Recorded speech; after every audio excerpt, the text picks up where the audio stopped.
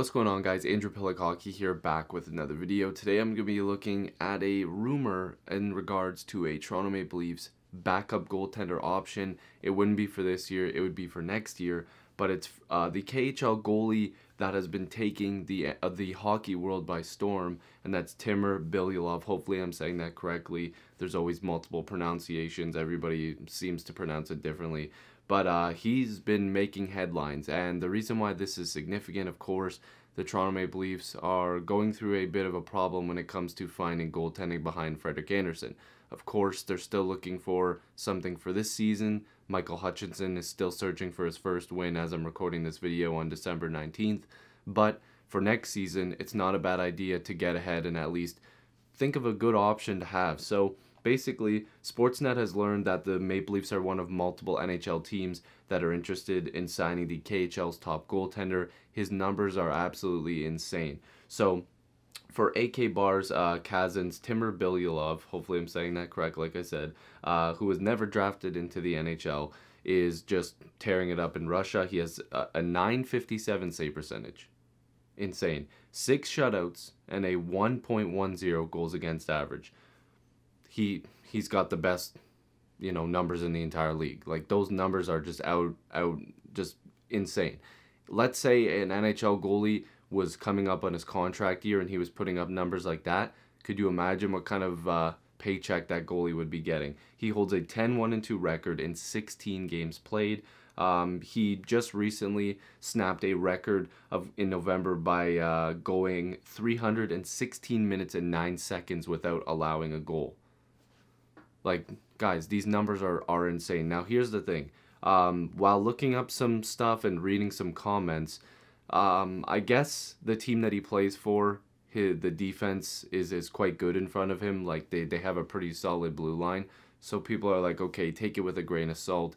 He might not be this type of numbers next season, like if he was in the KHL, if the defense was a little bit worse. But if you look at his career numbers, he's been doing quite well.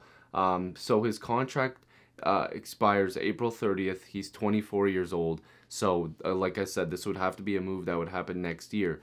But because he would be on an entry-level deal, if the Leafs could snag him, or any other team, but it seems like the Leafs are very interested, according to multiple reports, it would be quite significant. The Leafs need a guy that can come in and win some games in the backup position. Now, some other notes. He's 5'10", 174 pounds, so he's kind of on the shorter side. He's not, a stereotypical huge goaltender, but that doesn't really matter. I know people are like, oh, you need to have bigger goaltenders. You need to have guys that are big like Freddie Andersen.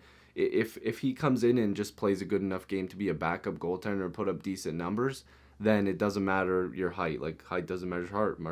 Height doesn't measure heart. Like Marcus Stroman and for the Toronto Blue Jays.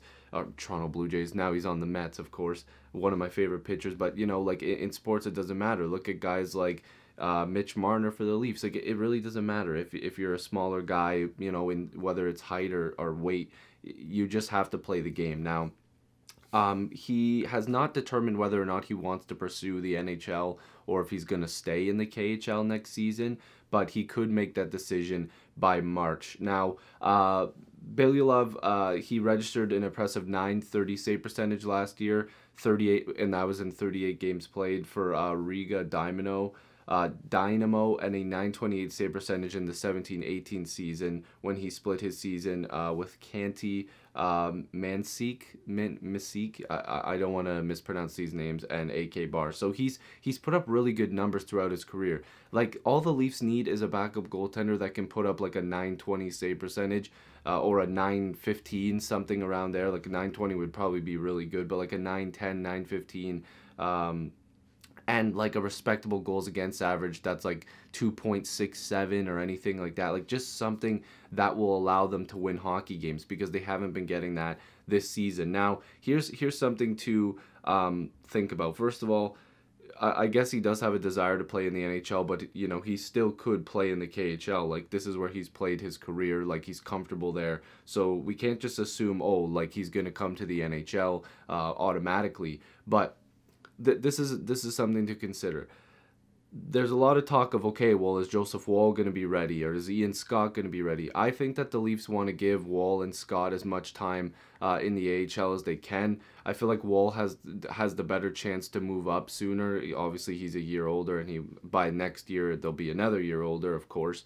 And it'll make a little bit more sense to try Joseph Wall in that backup position. Like if you don't get this goaltender from the KHL, then yeah, you maybe give Joseph Wall a chance, but you don't want to throw him to the Wolves and him not perform the way that you would like him to. Now, people were on the Leafs for bringing up Kaskisuo. Guys, like, he got hung out to dry in the game that he played. I still feel like if he played a few games, he actually would be a decent backup. The Leafs are still trying to figure it out for this season, but next year they will actually have a couple decent options if they, in fact, can grab him. So, yeah. So, obviously, it says here at the end of the article, too, the Leafs went to Europe for unsigned talent, most recently bringing KHL forward Ilya Mikheyev, and he's done really well. He's ranked 4th right now in NHL scoring with 18 points at the time I'm recording this. He might have a couple more whenever you're watching this, but it's not a bad thing to at least try this. Again, you know, they've went, you know, the Ozhiganov route, the Zaitsev route, and those guys didn't really work out. Zaitsev worked for one season, but then when Lou Lamoriello, who apparently is untouchable to some people, gave out a very terrible contract to Nikita Zaitsev, who at the time the contract looked decent, but then Mike Babcock played him in a different style of game, and it all just crumbled to pieces. But it's okay to go over there and to give these guys entry-level deals and test them out, because I think that this would be a really good bargain to take. The goalie market is not very strong for the Leafs to just go out and grab somebody, because people are always like, oh, how come the Leafs don't have another backup goaltender? You know, a lot of these teams that have really good backups are teams that are like trying to win hockey games and to contend, so why would they help the Leafs? That doesn't make any sense. So like I said, Timur Bilyulov, hopefully I'm saying his name right, could be an option for the Maple Leafs. Would probably be a pretty solid one. If you enjoyed this video, make sure to subscribe. I'd really appreciate it. Join the squad. Let's get to 7,000 subscribers. I appreciate you guys watching as always, and I'll see you in the next video or stream. Leave me your comments down below. Is this a good option for the Maple Leafs? Peace.